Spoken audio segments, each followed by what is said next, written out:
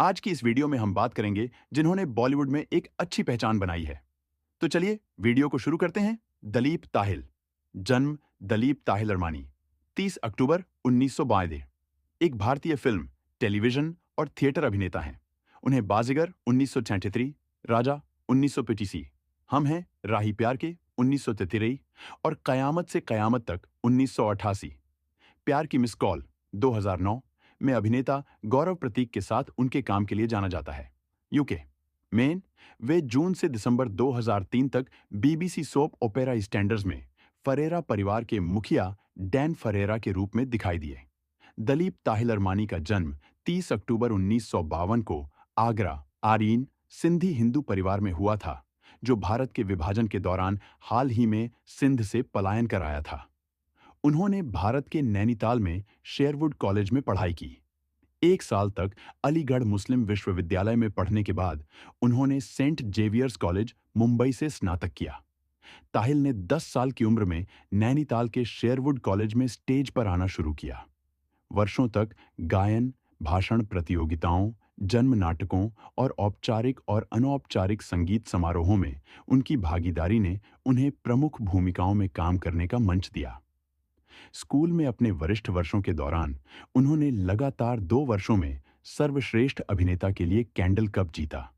पहले नाटक my three angels में जोसेफ की भूमिका में और फिर शेक्सपियर के मैकबेथ में मैकबेथ की भूमिका में। शेरवुड कॉलेज में अपने अंतिम वर्ष 1969 में उन्हें रिकॉर्ड तीसरी बार सर्वश्रेष्ठ अभिनेता घोषित किया गया। 1968 में ताहिल अपने परिवार के साथ मुंबई चले गए। थिएटर ग्रुप बॉम्बे में शामिल हो गए और इसके निर्देशकों एलिक और पर्ल पद्मसी से प्रशिक्षण लिया। वे इसके कुछ प्रमुख प्रस्तुतियों में दिखाई दिए। गॉड स्पेल, पर्ल पद्मसी द्वारा निर्देशित भारत का पहला अंग्रेजी थिएटर संगीत में जॉन द बैप्टिस्ट और जीसस की भूमिका निभाई और टेनेसी विलियम्स की ए स्ट्रीट कार नेम्ड डिजायर में स्टैनली कोवाल्स्की की भूमिका निभाई, जिसका निर्देशन एलिक पद्मसी ने किया था। उन्होंने बर्टोल्ट ब्रेख्त की कृति मैन इज ए मैन के अमल अलाना प्रोडक्शन में गैली गे की भूमिका निभाई। ताहिल को अंतर्राष्ट्रीय स्तर पर ए.आर. रहमान के थिएटर म्यूजिकल बॉम्बे ड्रीम्स में मदन कुमार की भूमिका के लिए जाना जाता है, जिसे उन्होंने 2002 तक लंदन के अपोलो थिएटर में 500 से अधिक बार प्रदर्शित किया था। निर्देशक श्याम बेनेगल ने दलीप को देखा और 1974 में अपनी पहली फीचर फिल्म अंकुर में उन्हें भूमिका की पेशकश की। 1980 में रमेश सिप्पी ने उन्हें अपने महाकाव्य प्रोडक्शन शान में खलनायक की भूमिका की पेशकश की। इसके बाद 1982 में सर रिचर्ड एटनबरो की गांधी में एक कैमियो किया गया।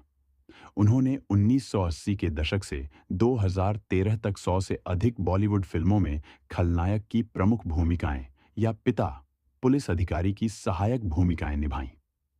वह मर्चेंट आइवरी की अंग्रेजी फिल्मों द डिसीवर्स और द परफेक्ट मर्डर 1988 में दिखाई दिए। 1984 में उन्होंने नवोदय द्वारा निर्मित भारत की पहली 3D फिल्म माय डियर कुट्टी चट्टन में बेबी सोनिया के पिता की भूमिका निभाई।